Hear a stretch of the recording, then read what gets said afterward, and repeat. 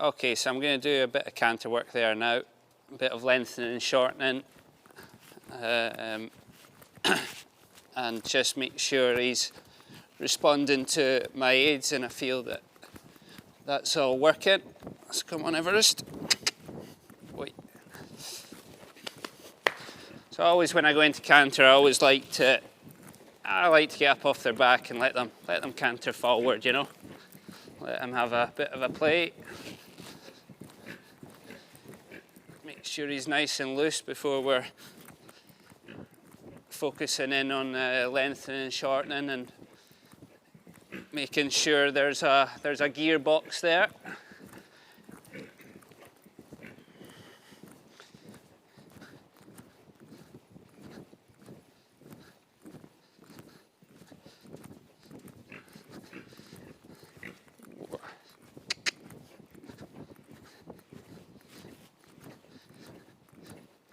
Okay, so with the lengthening and shortening, I think you just, I always try to pick a point where I then ask for the aids to lengthen, and I want him to lengthen right there and then. It's, you know, he's now he's old enough there now and is jumping 5-star classes that I expect that when I put my leg on, I get a reaction. And if I don't, then it's not good enough. That could cause us problems in the ring. For example, I need to ask to go forward to see my distance, you know, to get onto the distance. And if he doesn't just respond right there, right then I'm going to be in trouble. Going to be too far off the jump. It's going to cost us a mistake. So I want to be able to just pick a point and then say, right, okay, I'm going to lengthen now, and I want him to move off the leg straight away. And again, shorten. I want to sit tall and I want him to shorten right there and then, really. He's at that more advanced stage. Obviously with a younger horse, you don't expect to be as, you know, as responsive, but that's our end goal, is to be able to put the leg on and respond. Sit tall, leg to contact, to shorten. Good, good, good boy. And so that we just feel the reaction. Good lad. Sit tall, shorten, shorten, shorten, shorten. And remember, you need more leg to shorten the horse than you do to lengthen. To lengthen, I should just put my leg on, feel that it comes off the leg, then leave my leg off. So put my leg on, feel the reaction, take my leg off. It should keep lengthening there now until I ask him to do something different. So I'm going to keep lengthening. And then when I shorten, I want to sit tall, but I want leg and contact. And what I'm asking there is the hind leg to become more active. There we go, good boy. And then soft again, good. Okay, do the same on the other rein.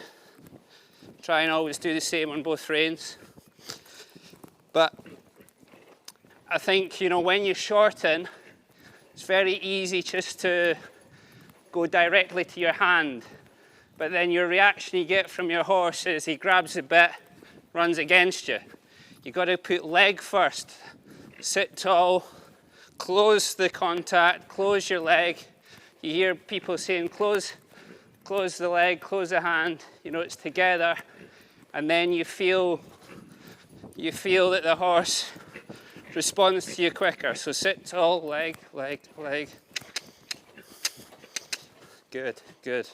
And when he's going at the pace we want, we're soft, soft, soft. Good boy. And then lengthen. Good boy.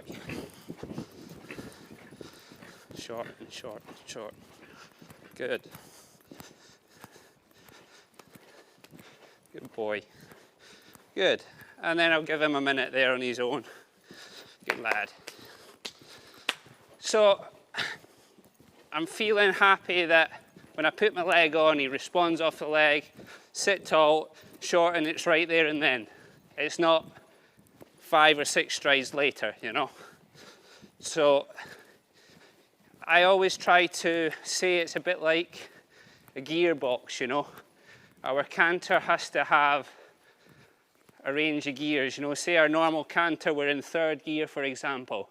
We want to push down the accelerator and get up to 5th gear quick, and at the same time we want to get down to 1st gear just as quick, you know. That's kind of what I'm looking for at the last stage, if you like. And it takes years of practice, you know. It doesn't just happen like that, you know. You've got to practice makes perfect. Whenever you're flat working the horses, you know, I think don't get stuck on one rhythm all the time.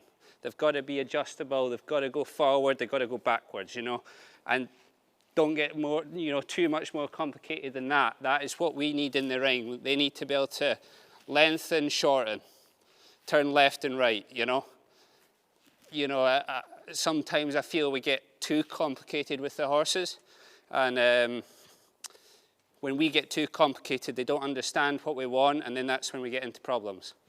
So, good, I'm happy with that. So I think I'm ready to do some canter pulls there now.